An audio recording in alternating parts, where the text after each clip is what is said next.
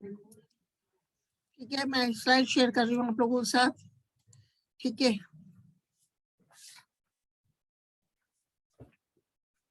कृष्णा भगत भी आई है।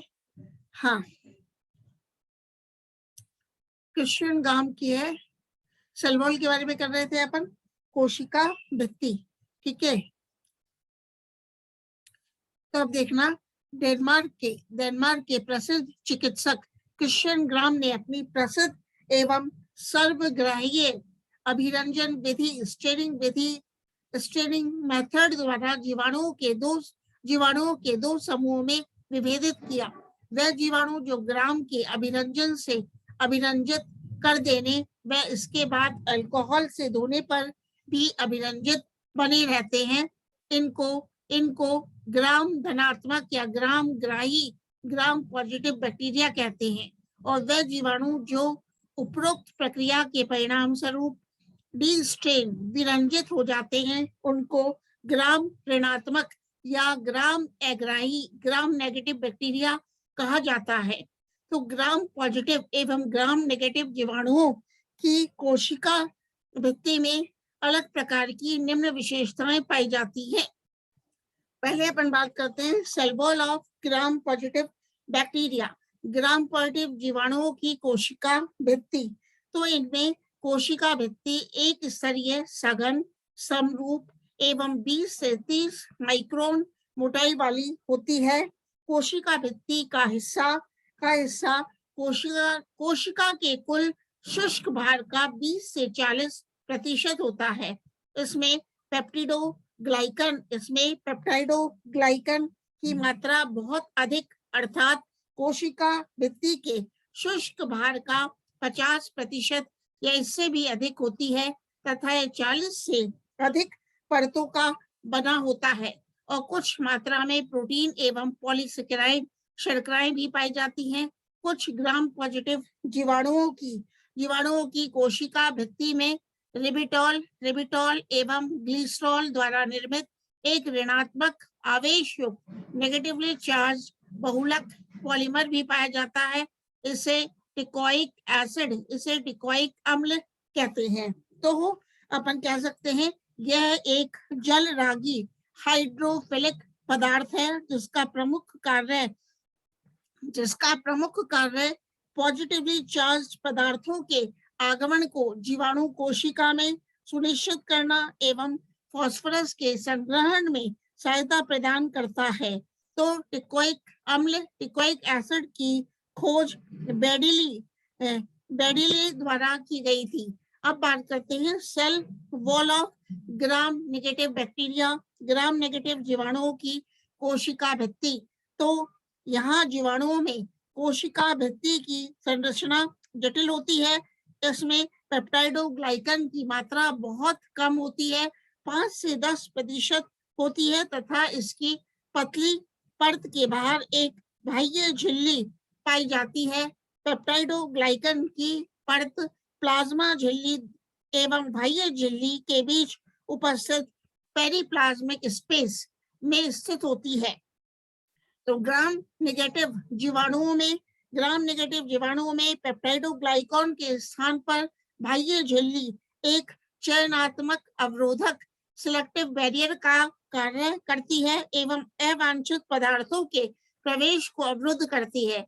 कभी कभी परपोषी संक्रमित जीवों में विषाणु प्रभाव भी इसी के कारण होता है। तो बाह्य झिल्ली की मुख्य संरचना भी प्लाज्मा झिल्ली या कोशिका झिल्ली के समान ही होती है। तो इसमें फॉस्फोलिपिड्स की 2 परतें होती हैं जिनके बाहरी सिरे जल रागी हाइड्रोफिलिक होते हैं एवं बीच का भाग जल विरागी हाइड्रोफोबिक होता है। तो हम कह सकते हैं फॉस्फोलिपिड के अतिरिक्त बाहरी झिल्ली में प्रोटीन एवं लाइपोपॉलीसेकेराइड शर्करा भी उपस्थित होते हैं। इसमें से लाइपोपॉलीसेकेराइड बाहरी परत के केवल बाह्य भाग में ही पाई जाती हैं और ये 3 प्रकार के अणुओं से मिलकर निर्मित होती हैं। तो हम किसकी बात कर रहे हैं अभी? ग्राम स्ट्रेनिंग बैक्टीरिया की, ठीक है। तो इसमें ये 3 प्रकार की अणुओं से मिलकर बनी होती है। एक है लिपिड ए, जो बाह्य झिल्ली में मजबूती से धसा होता है। दूसरा है आपका कोर पॉलीसेकेराइड, ये अणु झिल्ली की सतह पर अवस्थित होते हैं। एक है आपका ओ प्रतिजन, मतलब एंटीजन, तो ये पॉलीसेकेराइड अणु होते हैं।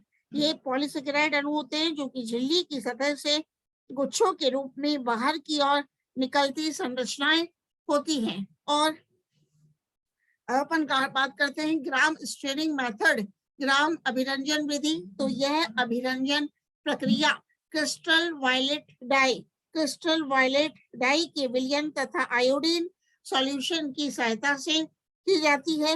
इस विधि की प्रमुख प्रक्रिया निम्न प्रकार से है। तो जीवाणु युक्त पदार्थ का आलेप स्मीयर या निलंबन स्वच्छ स्लाइड पर तैयार कर स्लाइड को हल्का सा गर्म किया जाता है। सेकेंड है जीवाणु आलेप युक्त स्लाइड को क्रिस्टल वायलेट में 30 सेकेंड तक रखकर इसके बाद पानी में अच्छी तरह प्रक्षालित करते हैं। तीसरा है अब स्लाइड को 30 सेकेंड तक आयोडीन घोल में रखते हैं। इसके बाद पानी में प्रक्षालित कर लेते हैं। चौथा है आलेप युक्त स्लाइड को 90% इथाइल अल्कोहल से प्रक्षालित किया जाता है, वह से सुखाया जाता है। इस प्रकार तैयार जीवाणु आलेप की स्लाइड को माइक्रोस्कोप से देखने पर यदि जीवाणु बैंगनी रंग के दिखाई देते हैं तो इनको ग्राम पॉजिटिव कहा जाता है, और यदि जीवाणु रंगहीन है, कलरलेस है, तो इनको ग्राम नेगेटिव की श्रेणी में रखते हैं। तो अपन अब बात करेंगे what is the difference between the gram positive and gram negative bacteria. तो ये देखना, एक स्लाइड शेयर कर रही हूँ। इसमें है टेबल है, ये टेबल क्या दिखा रही है आपको, ग्राम पॉजिटिव तथा ग्राम नेगेटिव जीवाणुओं में मुख्य अंतर। तो है ग्राम पॉजिटिव बैक्टीरिया, ये है ग्राम नेगेटिव बैक्टीरिया। तो ग्राम पॉजिटिव बैक्टीरिया में कोशिका भित्ति 25 से 30 नैनोमीटर मोटी होती है और इसका शुष्क भार का 20 से 40% अपेक्षाकृत सरल संरचना एमोर्फस एक स्तरीय अधिक समान होमोजीनियस तथा दृढ़ होती है। जबकि ग्राम नेगेटिव बैक्टीरिया में कोशिका भित्ति 10 से 15 नैनोमीटर मोटी होती है और शुष्क भार का 10 से 20% अपेक्षाकृत जटिल संरचना युक्त बहुस्तरीय कम समांगी तथा अपेक्षाकृत कम दृढ़ होती है। और ग्राम पॉजिटिव बैक्टीरिया में टिकोइक एसिड उपस्थित होता है। ग्राम पॉजिटिव बैक्टीरिया में टिकोइक एसिड उपस्थित होता है, जबकि ग्राम नेगेटिव बैक्टीरिया में टिकोइक एसिड नहीं पाया जाता है। ग्राम पॉजिटिव बैक्टीरिया में मध्यकाय मीसोजोम उपस्थित होता है, जबकि मध्यकाय ग्राम नेगेटिव बैक्टीरिया में अनुपस्थित होता है। ग्राम पॉजिटिव बैक्टीरिया में कोशिका भित्ति सेल वॉल में मुख्य पेप्टिडोग्लाइकन्स 80% तक तथा शेष प्रोटीन एवं बहुशर्करा होते हैं। जबकि ग्राम नेगेटिव बैक्टीरिया में कोशिका भित्ति में पेप्टिडोग्लाइकन 5 से 15% होते हैं। फॉस्फोलिपिड्स 35% होते हैं, प्रोटीन 15% तथा लिपी पॉलीसेकेराइड या लाइपी पॉलीसेकेराइड्स 50% तक होते हैं। इसी प्रकार ग्राम पॉजिटिव बैक्टीरिया में पेनिसिलिन के प्रति संवेदनशील होते हैं। जो ग्राम पॉजिटिव बैक्टीरिया है वो पेनिसिलिन के प्रति सेंसिटिव होते हैं, संवेदनशील होते हैं, जबकि ग्राम नेगेटिव बैक्टीरिया पेनिसिलिन के प्रति अधिक प्रतिरोधी होते हैं। और ग्राम पॉजिटिव बैक्टीरिया की कोशिका भित्ति में सल्फर युक्त अमीनो अम्ल नहीं होते हैं, जबकि ग्राम नेगेटिव बैक्टीरिया की कोशिका भित्ति में सल्फर युक्त अमीनो एसिड होते हैं। ग्राम पॉजिटिव बैक्टीरिया 1% NaOH घोल के प्रतिरोधी होते हैं, जबकि ग्राम नेगेटिव बैक्टीरिया 1% NaOH घोल के प्रति संवेदनशील होते हैं। तो लाइसोसोम्स कोशिका भित्ति को आसानी से नष्ट कर सकते हैं। कौन? ग्राम पॉजिटिव बैक्टीरिया लाइसोसोम कोशिका भित्ति को आसानी से नष्ट कर सकते हैं, जबकि ग्राम नेगेटिव बैक्टीरिया कोशिका भित्ति को नष्ट करने के लिए लाइसोसोम से पहले क्षार के द्वारा अभिक्रिया करवानी पड़ती है। इसी प्रकार ग्राम पॉजिटिव बैक्टीरिया स्ट्रेप्टोमाइसिन के प्रति कम प्रभावी होती है, जबकि ग्राम नेगेटिव बैक्टीरिया में स्ट्रेप्टोमाइसिन का निरोधी इनहिबिटरी प्रभाव होता है।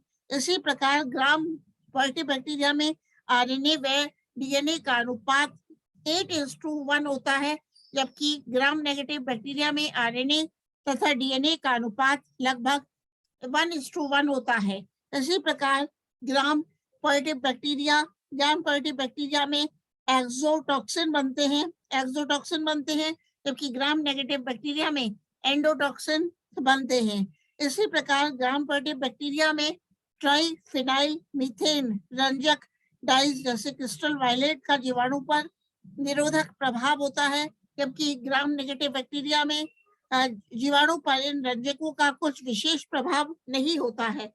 अब बात करते हैं सेल मेम्ब्रेन और प्लाज्मा मेम्ब्रेन। कोशिका झिल्ली या प्लाज्मा झिल्ली।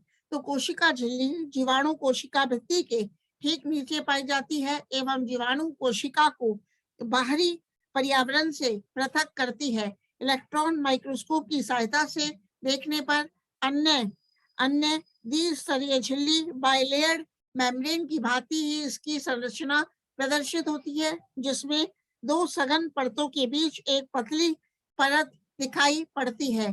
तो ये सेल मेम्ब्रेन और प्लाज्मा मेम्ब्रेन अत्यंत पतली, कोमल एवं लगभग 7 से 5 नैनोमीटर मोटाई वाली होती है। इसके घटकों में मुख्य रूप से फॉस्फोलिपिड्स 20 से 30% तथा प्रोटीन्स 60 से 70% होते हैं और फॉस्फोलिपिड 2 स्तरों के रूप में पाए जाते हैं। इन परतों में जल रागी हाइड्रोफिलिक जल रागी आवेशित फॉस्फेट सिरे बाहर की ओर एवं जल विरागी सिरे हाइड्रोफोबिक भीतर आमने सामने होते हैं। तो प्रोटीन अणु फॉस्फोलिपिड परतों में धसे हुए होते हैं। इस प्रकार की संरचना को फ्लूइड मोजाइक मॉडल कहते हैं। तो प्लाज्मा झिल्ली में कार्बोहाइड्रेट बहुत कम व लगभग नहीं के बराबर पाए जाते हैं। इसी प्रकार फॉस्फेटाइड्स के रूप में 1% एंडीकार्पिनॉल भी होता है। तो प्लाज्मा झिल्ली में स्टीरॉल्स जैसे कोलेस्टेरॉल इत्यादि नहीं पाए जाते और इसमें यूकैरियोट झिल्ली की तुलना में दृढ़ता में कमी पाई जाती है। And now what are the functions of plasma membrane और cell membrane? कोशिका झिल्ली के कार्य। तो कोशिका झिल्ली जल में घुलनशील पदार्थों के लिए अवरोधक का कार्य करती है तथा कोशिका भित्ति की तुलना में अधिक चयनात्मक सेलेक्टिव होती है और कोशिका झिल्ली सेल मेम्ब्रेन में उपस्थित परमेज एंजाइम विभिन्न पदार्थों के अभिगमन ट्रांसपोर्ट में सहायक होते हैं। इसके अतिरिक्त झिल्ली पर अनेक एंजाइम्स उपस्थित होते हैं जो कोशिका भित्ति संश्लेषण एवं ऊर्जा के उत्पन्न करने, जटिल लिपिड संश्लेषण एवं डीएनए प्रतिकृतिकरण में मदद देने का काम करते हैं। अब बात करते हैं साइटोप्लाज्म एंड सेल ऑर्गेनेल्स, कोशिका द्रव्य एवं कोशिका उपांग। तो सबसे पहले बात करते हैं साइटोप्लाज्म की कोशिका द्रव्य की। क्या बात कर रहे हैं? साइटोप्लाज्म की कोशिका द्रव्य की बात कर रहे हैं। ठीक है। तो कोशिका झिल्ली कोशिकीय क्षेत्र को घेरे हुए होती है। इस क्षेत्र में कोशिका द्रव्य साइटोप्लाज्म उपस्थित होता है। कोशिका द्रव्य का लगभग 80% भाग जल के रूप में होता है। इसके अतिरिक्त कोशिका द्रव्य में nucleic acid, protein, lipids, carbohydrates, अकार्बनिक आयन एवं अनेक कम अणुभार वाले पदार्थ पाए जाते हैं और इस सरल कोशिका द्रव्य में अनेक रासायनिक क्रियाएं होती हैं। यूकैरियोट यूकैरियोट कोशिकाओं के समान जीवाणुओं में कोशिका द्रव्यिक प्रवाह साइटोप्लाज्मिक स्ट्रीमिंग नहीं होता एवं कोशिकीय पंजर साइटोस्केलेटन भी नहीं पाया जाता है। अब बात करते हैं मध्यकाय व मीजोसोम्स की। तो जीवाणुओं में ये मध्यकाय क्या होते हैं? तो जीवाणुओं में अन्य प्रोकैरियोटिक कोशिकाओं के समान हरित लवक, क्लोरोप्लास्ट एवं माइटोकॉन्ड्रिया जैसे कलाबद्ध संरचनाएं नहीं पाई जाती, परंतु इसके स्थान पर अनेक ग्राम पॉजिटिव जीवाणुओं में कोशिका झिल्ली के द्वारा कोशिका के भीतर अनेक अंतर्वलन इनफोल्डिंग उत्पन्न होते हैं। इनको मध्यकाय या मीजोसोम्स कहते हैं। तो इनका नामकरण फ्लिज जेम्स द्वारा किया गया था। ये नलिकीय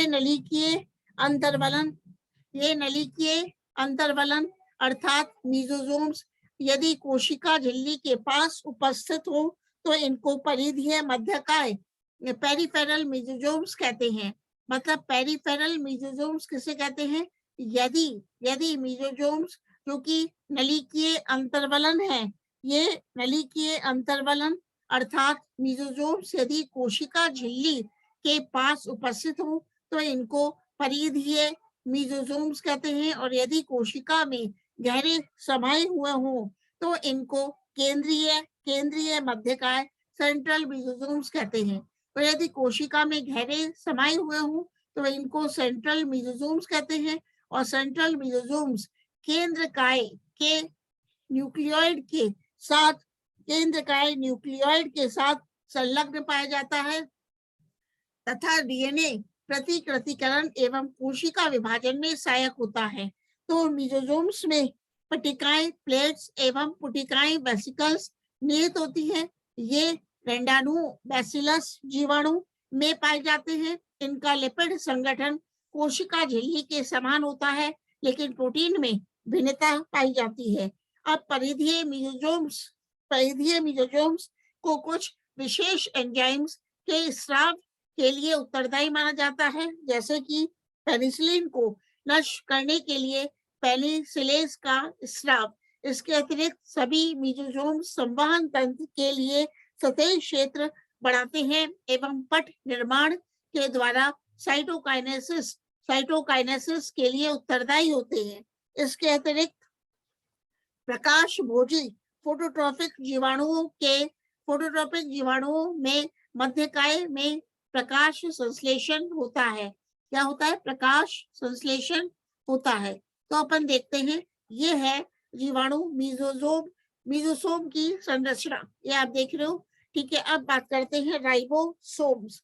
किसकी बात कर रहे हैं? राइबोसोम्स। अनेक राइबोसोम्स कोशिका द्रव्य में बिखरे हुए पाए जाते हैं। वह इनका प्रमुख कार्य प्रोटीन संश्लेषण का होता है, और जीवाणुओं के राइबोसोम्स दो उप इकाइयों से मिलकर बनते हैं, जिनका परिमाप एवं आकृति अलग अलग होती है। बड़ी उप इकाई, बड़ी सब यूनिट को 50s उप इकाई एवं छोटी 30s उप इकाई होती है। ये दोनों मिलकर एक 70s राइबोसोम का गठन करती हैं। तो राइबोसोम का व्यास 180 एंगस्ट्रॉन डिग्री होता है। वह अणुभार 3 मिलियन तक होता है। तो जीवाणु कोशिका में लगभग 15,000 से 20,000 तक राइबोसोम्स होते हैं, जो कि कोशिका के कुल भार का 30% भाग होते हैं।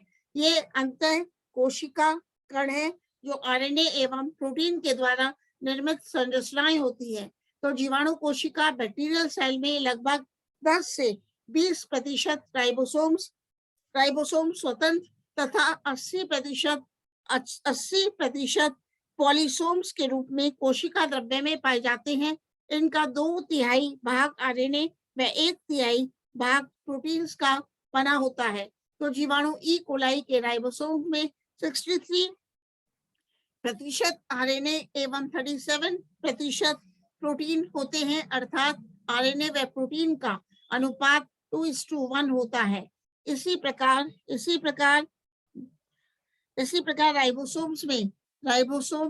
राइबोसोम्स में कोशिका के आरएनए का 80% भाग एवं 10% का राइबोसोम्स में कोशिका के आरएनए का 80% भाग एवं 10% प्रोटीन मिलते हैं। अनेक प्रतिजैविक एंटीबायोटिक जैसे स्ट्रेप्टोमाइसिन एवं टेट्रासाइक्लिन इत्यादि जो कि जीवाणु कोशिका में प्रोटीन संश्लेषण को अवरुद्ध करते हैं, उनका लक्ष्य जीवाणु राइबोसोम ही होते हैं। अब बात करते हैं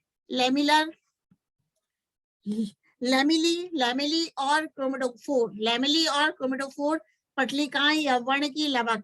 तो प्रकाश संश्लेषी जीवाणुओं फोटोसिंथेटिक बैक्टीरिया में पटलिकाएं लैमेली, थाइलेकॉइड्स या पुटिकाएं पाई जाती है। इनको वर्ण की लवक क्रोमेटोफोर्स भी कहते हैं। स्वपोषी जीवाणुओं में हरित लवक नहीं पाया जाता और पटलिका का निर्माण दो समानांतर इकाई झिल्लियों यूनिट मेम्ब्रेन्स के द्वारा होता है। यह झिल्लियां छोटी अथवा पूरे कोशिका द्रव्य में फैली हुई होती हैं। तो वर्ण की लवक या पुटिकाएं खोखली, गोलाकार एवं 300 एंगस्ट्रॉन डिग्री व्यास की संरचनाएं होती हैं। इनमें प्रकाश संश्लेषी वर्णक एंजाइम एवं प्रकाशिक अभिक्रिया लाइट रिएक्शन हेतु फोटोफॉस्फोराइलेशन का इलेक्ट्रॉन अभिगमन तंत्र ईटीएस उपस्थित होता है और अप्रकाशिक अभिक्रिया डार्क रिएक्शन के एंजाइम नहीं पाए जाते हैं। अब बात करते हैं न्यूक्लियोइड। किसकी बात कर रहे हैं? न्यूक्लियोइड और क्रोमेटिन मटेरियल, केंद्र काभ या न्यूक्लियोटाइड या क्रोमेटिन पिंड।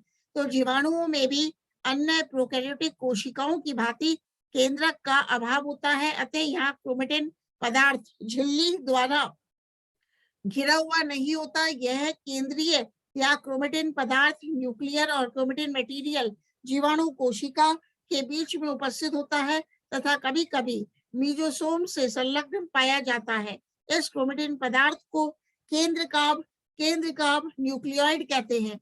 यह न्यूक्लियोइड बलियाकार सर्कुलर द्विरज्जु की डबल स्ट्रैंडेड डीएनए का बना होता है एवं एक गुणसूत्र क्रोमोसोम को निरूपित करता है। तो इलेक्ट्रॉन माइक्रोस्कोप से देखने पर यह तंतुवत एवं हल्के रंग के क्षेत्र के रूप में दिखाई देता है और डीएनए की लंबाई लगभग 1000 माइक्रोन व मोटाई 3 नैनोमीटर होती है। इनका अणुभार 20 खरब होता है और केंद्र काभ में लगभग 4000 जीनोम होते हैं तथा द्विगुणन या प्रतिकृतिकरण रेप्लिकेशन अर्ध संरक्षी विधि द्वारा होता है। वैसे तो एक जीवाणु कोशिका में सामान्यतः एक ही केंद्र काभ, एक ही न्यूक्लियोइड पाया जाता है, परंतु बैसिलस जीवाणुओं में कोशिका विभाजन के समय पट निर्माण की क्रिया अवरुद्ध हो जाने से कोशिकाएं विभाजन भित्ति रहित रहती हैं और संतति कोशिका नहीं बन पाती, अतः इनकी कोशिकाओं में एक से अधिक न्यूक्लियोइड्स केंद्र काभ पाए जाते हैं। अब बात करते हैं व्हाट आर प्लास्मिड्स एवं एपिसोम अधिकाय। तो अनेक जीवाणु कोशिकाओं में गुणसूत्र के अतिरिक्त भी एक और डीएनए खंड पाया जाता है जो छोटे वलय रिंग की आकृति में होता है। इसे प्लास्मिड कहते हैं। इनका प्रतिकृतिकरण रेप्लिकेशन स्वतंत्र रूप से होता है। ये एक्स्ट्रा क्रोमोसोमल डीएनए फ्रेगमेंट्स हैं। ये अतिरिक्त गुणसूत्री खंड हैं जिनकी सर्वप्रथम खोज लेडरवर्ग के द्वारा की गई थी। जीवाणुओं में कुछ ऐसे प्लास्मिड्स भी पाए जाते हैं जो मुख्य गुणसूत्र के साथ जुड़ सकते हैं। इनको एपिसोम या अधिकाय कहते हैं। इनका अध्ययन जेकब शेफर एवं वॉलमेट के द्वारा किया गया था। इसी प्रकार प्लास्मिड्स के द्विरज्जु की डीएनए डबल स्ट्रैंडेड डीएनए की प्रकृति न्यूक्लियोइड डीएनए से अलग होती है। इसमें उपस्थित जीन जीवाणु की वंशागति के लिए आवश्यक नहीं होते। तो प्लास्मिड डीएनए की लंबाई लगभग 25 माइक्रोन होती है एवं इसमें लगभग 50 से 100 जीन होते हैं। कुछ प्लास्मिड्स कुछ प्लाज्मिड जैसे ई कोलाई का प्लाज्मिड अत्यंत छोटे होते हैं और कुछ जीवाणुओं में अधिकाय एपिसोम्स मुख्य गुणसूत्र से जुड़कर उर्वरता कारक फर्टिलिटी फैक्टर के रूप में भी कार्य करते हैं। इसके अतिरिक्त इनमें प्रतिजैविक के प्रतिकार के लिए कुछ जीन होते हैं। इसके द्वारा जीवाणु की पहचान संभव है। तो बड़े प्लाज्मिड जीवाणु संयुग्मन में सहायक होते हैं, जबकि छोटे प्लाज्मिड इस कार्य के लिए उपयोग नहीं होते। अब बात करते हैं रिजर्व मटेरियल्स, संचित पदार्थ। तो जीवाणु कोशिका में विभिन्न प्रकार के रासायनिक पदार्थ अनुकूल परिस्थितियों में एकत्र होकर एक प्रकार का अविलेय निक्षेप इनसॉल्युबल डिपॉजिट्स का गठन करते हैं। इनको कोशिकीय संविष्ट संरचनाएं सेल इंक्लूजन्स कहा जाता है। अतः ये संचित पदार्थों के रूप में प्रयुक्त होते हैं। इन संचित या संग्रहित पदार्थों में लिपिड्स, पॉलीसेकेराइड्स, फॉस्फोलिपिड्स एवं गंधक विशेष रूप से उल्लेखनीय है। इन संचित पदार्थों के प्रमुख उदाहरणों में हाइड्रोजन सल्फाइड, ऑक्सीकारी जीवाणुओं में सल्फर निक्षेप गोलिका ग्लोब्यूल्स एवं वॉल्यूटिन कणिकाओं की उपस्थिति है। तो संचित पदार्थ जीवाणु कोशिका में उस समय एकत्र होते हैं जब वृद्धि अवरोधक पदार्थों ग्रोथ इनहिबिटर्स की उपस्थिति के कारण जीवाणु कोशिकाओं की वृद्धि रुक जाती है। सामान्य परिस्थितियों में ये पदार्थ या कण वृद्धि सहायक होते हैं। ये कण वृद्धि सहायक होते हैं। इनमें से पॉलीसेकेराइड्स व उदासीन लिपिड्स आदि तो कार्बन एवं ऊर्जा के स्रोत हैं, जबकि जीवाणु कोशिकाओं को पॉलीफॉस्फेट से फॉस्फेट प्राप्त होता है। वह गंधक इलेक्ट्रॉन डोनर के रूप में कार्य करता है। अब बात करते हैं गैस वैक्यूल्स की, गैस रिक्तिकाएं। तो अनेक प्रकार के जलीय जीवाणुओं जैसे फोटोट्रॉफ्स जीवाणुओं की वर्णक रहित नॉन पिगमेंटेड प्रजातियों जैसे कि पॉलीनीमा होलोबैक्टीरियम एवं क्लॉस्ट्रिडियम में जीवाणु कोशिका के प्लावन या अधोस्तर पर स्थिर रखने में सहायता प्रदान करने के लिए गैस रिक्तिकाएं, गैस वैक्यूल्स उपस्थित होती है। तो अपन किसकी बात कर रहे हैं? गैस वैक्यूल्स की। तो अनेक प्रकार के जलीय जीवाणुओं जैसे फोटोट्रॉफ्स जीवाणुओं की वर्णक रहित प्रजातियों जैसे कि पॉलीनीमा होलोबैक्टीरियम एवं क्लॉस्ट्रिडियम में जीवाणु कोशिकाओं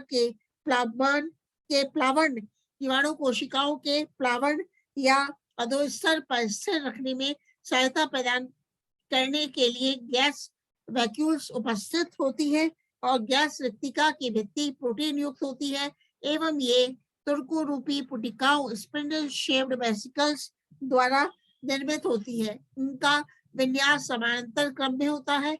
लास्ट है कार्बोक्सिसोम्स। यह है कार्बोक्सिसोम्स। तो यह संरचनाएं नाइट्रोजोमोनास मतलब कार्बोक्सिसोम्स, नाइट्रोजोमोनास एवं कुछ अन्य स्वपोषी जीवाणुओं में पाई जाती है तथा बहुभुजी आकृति की होती है। इसी प्रकार कार्बोक्सिसोम्स का परिमाप एवं आकार जीवाणु भोजी के समकक्ष होता है और कार्बोक्सिसोम्स में सूक्ष्म डीएनए के अतिरिक्त राइबोलोज ट्राइफॉस्फेट कार्बोक्सिलेज नामक एंजाइम मिलता है। तो अपन ने आज देखा what is the structure of the bacterial cell. ये आज फिनिश हो गया structure of the bacterial cell. 10:09 गए। किसको कुछ क्वेश्चन पूछना है तो पूछ लो। कल अपन करेंगे इकोनॉमिक इंपॉर्टेंस ऑफ बैक्टीरिया। कल अपन करेंगे 8 तारीख को इकोनॉमिक इंपॉर्टेंस ऑफ बैक्टीरिया। ज्योति वर्मा भी है, अंजलि मीणा, निधि कुमारी, मीनाक्षी, ठीक है।